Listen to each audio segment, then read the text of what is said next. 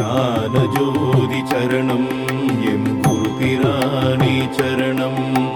ஞானஜோதி சரணம் எம் குரு பிரானே சரணம்.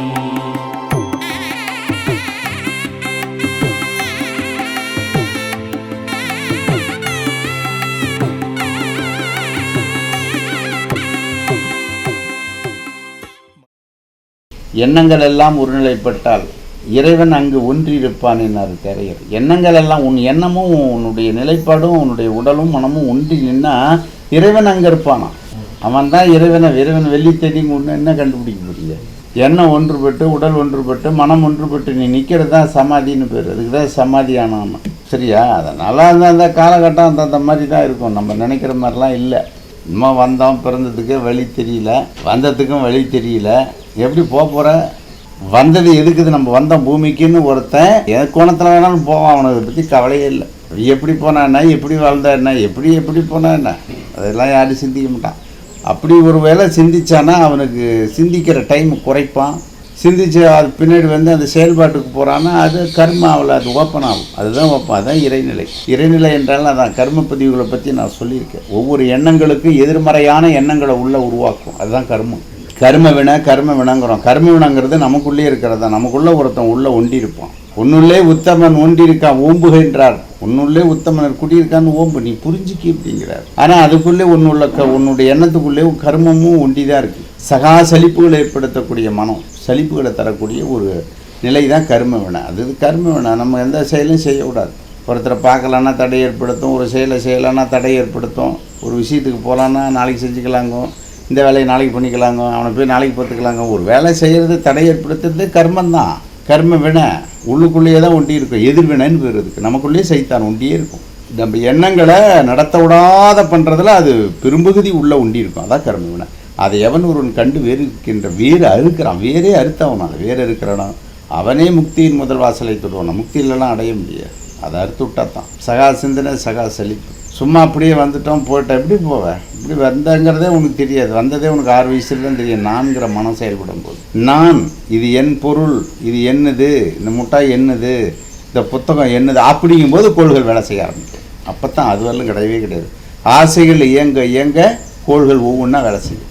ஏற்கனவே சொன்னது தான். 1 வயசில் ஒரு கோள் வேலை செய்யும், 2வது வயசு 2வது கோள் வேலை செய்யும், 5வது வயசில் தான் 3வது கோள் வேலை செய்யும், 6வது வயசில் 4வது கோள் வரும், அப்புறம் 15வது வயசில் தான் 7வது கோள் வரும். இப்படியெல்லாம் ஒவ்வொரு கோளும் ஆக்டிவிட்டிஸை ஆகிறதுக்கு நாட்கள் எடுத்துக்கும். அதனால் இந்த பூமியில் நம்ம எந்த பண்ணலாம், அதை பண்ணலாம், இதை பண்ணலாம், எதுவுமே பண்ண முடியாது. ஏற்கனவே எல்லாம் பண்ணி வச்சுட்டான். எல்லாம் ஏற்கனவே மெமரி பண்ணி வச்சாச்சு. இங்கே சும்மா அப்படியே பார்த்துட்டு போக வேண்டியதுதான். வந்தவர் கண்டிலார், கண்டவரெல்லாம் இண்டிலார். இந்த உலகத்தை விட்டு போனவன் திரும்ப ரிட்டர்ன் சொல்ல முடியாது. அங்கிருந்து இதுதான் இந்த இயக்கத்தினுடைய ரகசியம், பரரகசியம். யாராலையும் சொல்ல முடியாது. மற்றும் தேவர்கள் முனிவர்கள் யாரும் அறியாத இடங்கிறார் வள்ளல் பெருமானது. நம்ம அங்கே அதெல்லாம் அறிய முடியாது. அங்கே போக முடியாது. அங்கே போய் நம்ம பார்த்துட்டு நீங்கள் ரிட்டர்ன் சொல்ல முடியாது இந்த இடத்தினுடைய தன்மைகள்லாம். அதனால தான் அவர் 264 புவனங்கள் அது பூமியில் சொல்கிறார். வழிமுறைகள் அவர் சொன்ன வழிமுறைகள் எளிமையான வழிமுறை. தவத்துக்கு, அதாவது எல்லா வாழ்க்கைக்கும் அறநெறி இருந்தாவே போதும். அறத்தான் அறம்பொருள் பெற்றான், பொருளால் பேரின்பம் காண்பானின்னார் வள்ளுவருமான் கூட. அறவழியில் எவன் பொருள் சேர்த்துகின்றானோ அவன் பெரும் இன்பத்தை அடைவான்னு சொல்கிறார். அறமில்லாத பொருள் எல்லாம் துன்பத்தையே தரும், அது இன்பத்தை ஒரு நாளும் தராது. அப்படிப்பட்ட துன்பமான பொருள், உழைக்காத பொருள் ஒரு நாளும் நமக்கு வேண்டாம். அறமற்ற பொருள் கண்டாரெல்லாம் மண்ணுலகில் தோஷம் காண்பார். அறல்லாத ஒரு பொருள் பூரா தோஷத்தையும் கஷ்டத்தையும் கொடுக்கணுன்னு தான் வள்ளுவருமானம் சொல்கிறாரு. அப்போ அறல்லாத பொருள், அடுத்தவன் பொண்டாட்டி, அடுத்தவன் பிள்ளை எதுவுமே உனக்கு ஆகாது. உன்னுதே உனக்கு ஆகாது. ஒழுங்கா அதுலேயே கஷ்டம் இருக்கும். அதான் கர்மா, அதான் வினை, அதான் பாவம். நம்ம செஞ்ச பாவ புண்ணியெல்லாம் வெளியே தேட தேவையில்லை. அது இங்கே பார்த்தாவே தெரியும். நம்ம வாழ்க்கை நம்ம நல்ல அம்சம் இருந்தால் நல்ல தாய்ந்திருக்கு பிறந்திருக்கலாம். நம்ம கர்மாவில் எவ்வளோ பதிவுகளில் கஷ்டம் இருக்குது பாருங்கள். அதனால் கேட்டு தான் தாய்ந்தரெல்லாம் கிடைப்பாங்க. அதுக்கேற்று தான் மனைவி கிடைக்கும். நம்ம நினைக்கிற மாதிரி எதுவும் கிடைக்காது. நினைக்கிற மாதிரி எதுவும் நடக்கவே நடக்காது. நினச்ச மாதிரி சில விஷயங்கள் நடக்கும் கர்ம பதிவுகளில், சில விஷயம் நடக்காது. ஆப்போசிட்டாக நடந்துட்டு போயிடும். நம்ம இன்றைக்கி யாரை பார்க்கக்கூடாதுன்னு நினைக்கிறோமோ அவன் தான் அப்போ இன்றைக்கி முன்னே வருவான். அது தெரிஞ்சுக்கிங்க. இவன் அன்றைக்கி போகிற வழியில் நம்ம பார்க்கக்கூடாது, இவன்கிட்ட அதை மாட்டக்கூடாது, இவன்கிட்ட தெரியாமல் இந்த விஷயம் செஞ்சுன்னு நினச்சா முன்னே யார் வருவா? அவன் தான் வருவான். நீங்கள் பாருங்கள் உங்களுக்கு. இவனை பார்க்கவே கூடாதம்மா, அவன் எதுக்கால வந்து நிற்பான். நம்ம எங்கே நிற்கக்கூடாதுன்னு நினைக்கிறோம் அங்கேயே வந்து நிற்பான். இது எல்லாருடைய நிலையிலையும் ஏற்படக்கூடிய மாற்றங்கள். இதுதான் வாழ்க்கை பயன். சும்மா போயிட்டு அதை பண்ணோம் இதை பண்ணோம் நீங்கள் எல்லாம் வந்து பார்த்து சாதிச்சிட்டு ஒன்றுமே சாதிக்க முடியாது. இந்த பூமியில் எதுவும் பெருசாலாம் ஒன்றும் பண்ண முடியாது. ஏற்கனவே எல்லாம் பண்ணி வச்சாச்சு முடிச்சாச்சு. இந்த பூமி கலியுகத்தில் இங்கிட்ட இவ்வளோதான் பண்ண முடியும். நம்ம இவ்வளோதான் நமக்கு விதிக்கப்பட்ட வினை அனைத்தும் ஜனித்த காயம் அது. வகுக்கும்போதே வகுத்துட்டான். என்ன இருக்குன்னாரு நீ திரும்ப மாற்றுறதெல்லாம் உன்னால் முடியாது, கஷ்டம் இல்லை. அதுலேருந்து விடுதலை பண்ணி இருக்கலாம். இந்த விதியினுடைய கர்மாவிலேருந்து ஒரு குருக்கிட்ட போனால் அதிலிருந்து கம்முன்னு இருக்கலாம், தொடாமல் இருக்கலாம். தொட்டால் எல்லா இன்பத்தை அனுபவிச்சாலும் துன்பத்துக்கு தப்பிக்கவே முடியாது. இன்பத்தை நுகர்ந்தவன் கண்ணீருக்கு தப்ப முடியாதுன்னு என் குரு எனக்கு உபதேசம் கொடுத்தார்.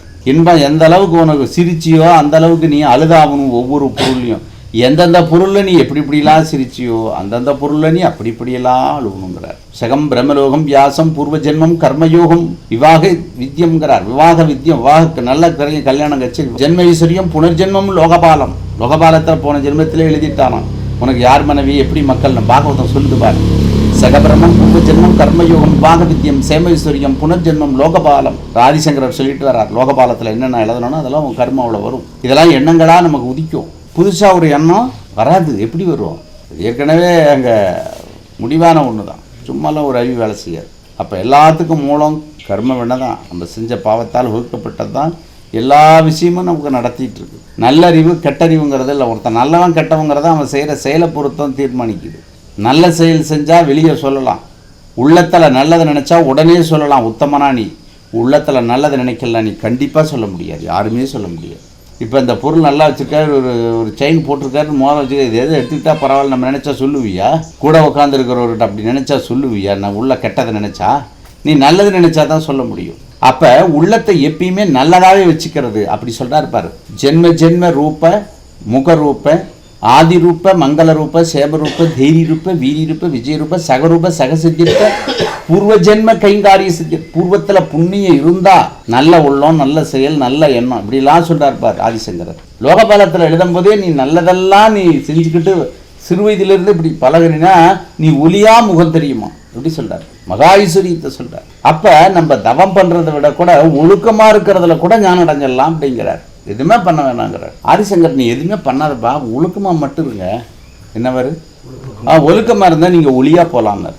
இந்த உலகத்திலே எளிமையான நிலைப்பட சொன்ன வள்ளல் பெருமானும் ஆதிசங்கரர் தான் இந்த உலகத்தில் இந்த ரகசியத்தையே சொல்கிறாங்க. நீ எதுவுமே பண்ண வேணாங்க, நீ எந்த தவம் பண்ண வேணாம், ஒன்றும் பண்ண வேணாம். நீ வந்து ஒழுக்கமாக மட்டும் இரு. ஒழுக்கமாக இருந்து நீ உத்தமனாக இருந்தீனாவே உன்னை உத்தமனே இறைவன் தான். அந்த உத்தமனும் நீயும் ஒன்றா இருந்தீங்கன்னாவே நீங்கள் ஜோதி ஆகிடலாங்கிறாரு. இது எவ்வளோ பெரிய எளிய கான்செப்ட் பாரு, எவ்வளோ பெரிய தத்துவம் பாரு. சின்னது எளிமையானது. ஆனால் இப்படி வாழ விடுமா? நீ ஒழுக்கமாக இருந்தீங்கன்னா முன்ன பணம் தேடி வரும் சார். நீ எல்லா விதத்துலேயுமே உங்களுக்கு துன்பம் தான் வரும். ஃபஸ்ட்டு ஒன்று டெஸ்ட் பண்ணி பார்க்கும். நீ இப்போ இன்றைக்கி ஒரு 1000 ரூபாய் நீ வேணாம் அப்படின்னு இந்த காசு என்னதில்லை அப்படின்னு சொல்லி விட்டீங்கன்னா அடுத்து 5000 ரூபா. சரி 5000த்தையும் கடந்தெல்லாம் இனி இந்த 5000 ரூபா காசு நமக்கு வேணான்னா அப்புறம் 50000 காசு வரும் சார். இந்த 50000 காசை வந்தால் 5 லட்ச ரூபா காசு. 5 லட்சம் வந்த பின்னாடி 5 கோடியும் வர ஆரம்பிச்சு. அப்போ 500 கோடியாக மாறும். உன் கண்ணுக்கு எல்லாம் காட்சி தருவாங்க. அப்போ இருக்க அதாவது உண்மையாக வாழ எல்லா பொருளும் உனக்கு என்ன ஆகும்? சரணாகதி ஆகும். அப்போ நீ எல்லா நிலையிலும் எப்போ 1 ரூபாய்க்கு நீ வேணானியோ 1 கோடிக்கும் 1000 கோடிக்கு நீ வேணான்னு சொல்கிற வாழ்க்கை எவன் ஒருவன் வாழ்கின்றானோ அவனே உத்தமன் என்ற பெயரை பெறுவான். அவனே ஒளிநிலையை பெறுவான். அவனே இறைநிலையை பெறுவான். அவனே இறைவனுக்கு சம்மானவங்கிறார். ஒன்றும் பண்ணாதான் பார், அம்முன்னு இருங்க அப்படின்ற ஒழுக்கமாக வரும். ஒழுக்கம் வெளுப்பு. ஒழுக்கம் உயிரினும் அம்பப்பட. உயிரை விட இந்த உலகத்தில் பெருமையான விஷயம் என்ன இருக்குது? உயிரை விட பெரிய விஷயம் எது? என்ன சொல்கிறார்? ஈக்குவலா ஒழுக்கத்தை தான் வளர்க்குறார். ஒழுக்கம் ரொம்ப முக்கியம். ஒழுக்கம் உயிரினும் ஓம்பப்படுங்கிறார். உயிரை விட ஒரு பெரிய விஷயம் எது? ஒரு ஒழுக்கம் கெட்டு ஒருத்தன் வாழ்ந்து மடிஞ்சு அவன் அன்னைக்கு கடைநாளில் அவனுக்கு கிடைக்கிற பரிசை விட ஒழுக்கமாக இருக்கிறப்ப கிடைக்கிற பரிசு மிகப்பெரிய பரிசுங்கிறார். வள்ளுவர் பாருங்க அழகாக சொல்கிறார். இவ்வளவு தவத்துக்குள்ள விஷயத்த சொல்கிறார். எவ்வளவு ஞானத்துக்குள்ள விஷயம். அப்போ நீங்கள் ஒழுக்கமாக வாழ்கிறதே பெரிய விஷயம் சாமி. ஒழுக்கமாக இருந்தால் போதும். நீ ஒழுக்கமாக இருக்கிறதுக்கு உன்னை இயற்கை இறைவன் சோதித்து தான் பார்ப்பான். ஒழுக்கத்துக்கு தான் உண்மையிலே மிகப்பெரிய பரிசு கிடைக்கும்னு நான் சொல்கிறேன். ஒழுக்கத்துக்கு தான் கிடைக்கும். இந்த உலகத்தில் ஒழுக்கத்தை தவிர வாழ்கிறவங்களுக்கு பரிசும் கிடைக்காது. அதை பற்றி சிந்திக்க கூட முடியாது. பூமியில் கடைகாலம் கஷ்டம்தான். யாராக இருந்தாலும் நான் நீ இந்த உலகத்தில் பேதமெல்லாம் நிலைங்கிறார். நான் நீ என்ற பேதமற்ற நிலையும் நான் நீ என்று ஏகாந்தமாய் உணர்நிலையும் நானும் நீயும் ஒன்று என்று கண்டார் நிலையெல்லாம் சிவமாய் அமர்ந்திருந்தாரேன்னார். இந்த நிலையில் 3 நிலையில் ஒருத்தர் வாழ்கின்றாரோ அவரே முக்தியின் நிலையில் இறைவன் அங்கே குடியிருப்பான். இறைவனே அவன் தான், வேற யாரும் இல்லை. நீ ஜோதியாக அமர்ந்திருக்கலாமேங்கிறார். இது நிலையில் வாழ்கிறது ரொம்ப அரிது, ரொம்ப அரிது கஷ்டம். அந்த நிலையில் இருக்க ஆரம்பித்தாவே உனக்கு பொருள் வர ஆரம்பிச்சிக்கும். இந்த சாமியாருங்க சித்தர்கள்லாம் ரொம்ப சிரமத்துக்கு ஆளானது. தவத்தை அவங்கவுங்க இந்த கிளச்சாங்கன்னு சொல்கிறாங்க பார்த்தியா, திரும்பி பார்த்தாரு தவம் களைஞ்சி போச்சு. கொங்கணரை 2 கொக்கு கிளச்சிடும். இந்த கொக்கு என்ன பண்ணோம், கொங்கணர் தவம் பண்ணிக்கிட்டு இருக்கு. கொங்கணவர் தவம் பண்ணுறப்ப கொக்கு டிஸ்டர்ப் பண்ணிவிட்டு அது 2 ஆண் பெண் கொக்கு 2ம் அது எதை பேசிட்டு விளையாண்டுட்டு அவங்கள ரொம்ப டிஸ்டர்ப் பண்ணிகிட்டே இருந்த தவத்தில் இருக்கிறப்ப இவர் என்ன பண்ணிட்டாரு, நெற்றிக்கண்ணை திறந்து பார்த்துட்டார் அந்த கொக்கு அப்படியே எரிஞ்சு விழுந்து போச்சு. அப்புறம் என்ன பண்ணார், சரி எரிஞ்சுட்டு அப்புறம் பசிக்குது, மணி 3 மணி ஆச்சு. கொங்கணா சித்தர் அவர் பாருங்கள், அங்கேருந்து திருவள்ளூர் வீட்டுக்கு வராரு. பாசி அம்மையார் சோறு போட்டுட்ருக்குறாங்க தான் கணவனுக்கு. பதிவிரதமானவர்கள், கடமை தவிராதவர்கள், நீதியானவர்கள், ஒழுக்கமானவர்கள், கணவனுக்கு செய்கிற கடமையை ஒரு நாளும் தவறாக செஞ்சதே கிடையாது. அப்படிப்பட்ட அம்மா சாப்பாடு போட்டுட்ருக்குறாங்க. கணவன் தண்ணி கேட்குறாரு, சாப்பாடு போட்டாங்க, தண்ணி மொண்டு வச்சாங்க, சாப்பிட்டுட்டு இருந்தாங்க. அதே மாதிரி இவங்க சாப்பிடும்போது இவன் என்ன பண்ணுறான், கூப்பிட்றான், வாசிக்கு கூப்பிட்றான், திருவள்ளுவர் மனைவியை எனக்கு பிச்சை போடுன்னு கூப்பிட்றான், பசிக்குது அம்மா தாயேன்னு கூப்பிட்றான்.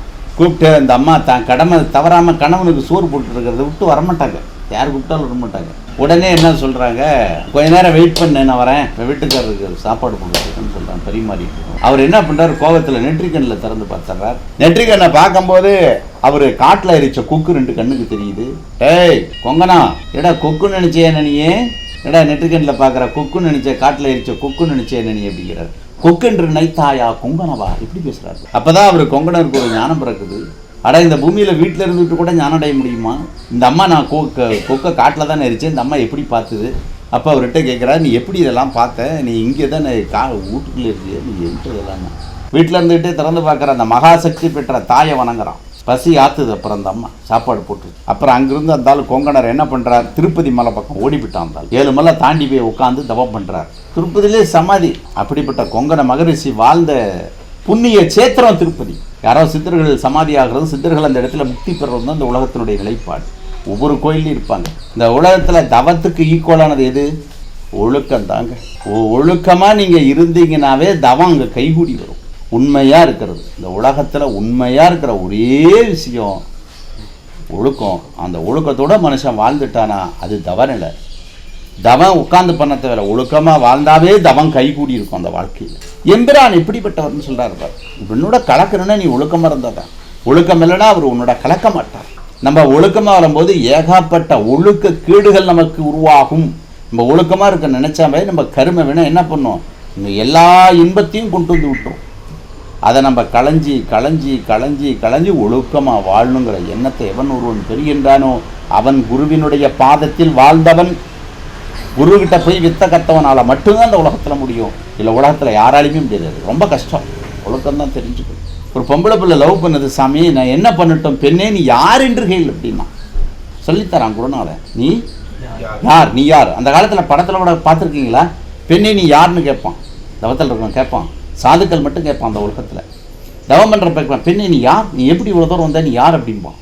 அப்படி யார், நீ எப்படி இவ்வளோ தூரம் வந்தேன்னு கேட்குறவன் ஞானம் பெற்றவன். அவன் குருக்கிட்ட வித்த கத்தவன், குருக்கிட்ட பாசறையில் படித்தவன். நீ யாருன்னே கேட்காத வந்தவொடனே ஓகே உன் அப்ளிகேஷன் உடனே பரிந்துரை பண்ணுது அப்படின்னா நீ எந்த ஞானமுமே இல்லாதவன். அஞ்ஞானம். உனக்கு படிப்பு, அறிவு, ஒழுக்கம், ஞானம் எதுவுமே கிடையாது. எடுத்த உடனே நீ ஏற்றுக்கிற, எல்லாத்தையுமே ஏற்றுக்கிற. நீ அப்போ ஒரு முட்டாள். யார், இந்த பணம் எப்படி வந்தது, இந்த பணம் நண்புதா, ஒழுக்கமானதா, நம்ம உண்மையாக சம்பாதிச்சதா, இரண்டையுமே எவன் ஒருவன். அதான் பொன் பொருள் எப்படி சொல்கிறார், பெண்ணாசை பொன்னாசை. இந்த 2 ஆசைகளை மனிதன், பெண்ணாசை பொன்னாசை பொருளாசை, இதெல்லாம் எவன் ஒருத்தன் இது எதுக்கு இது என்னதான் எவன் ஒருத்தன் கேட்குறானோ அவனை முக்தியின் முதல் வாசலை அப்போ தாங்க தொட முடியும். தான் ஃபஸ்ட்டு பாயிண்டே தான். மாதரை வெல்லவே மாதவம் செய்வீர். மாதவத்தை நீ செஞ்சாதான் மாதர்கள் அந்த உலகத்தில் வெல்ல முடியும், எல்லாம் நீ வெல்ல முடியாது. இல்லைனா அவர் சொன்ன மாதிரி ஒழுக்கம் அறத்தோட நீ என்ன பண்ணணும், ஒழுக்கமாக வாழ ஆரம்பிச்சுக்கணும்.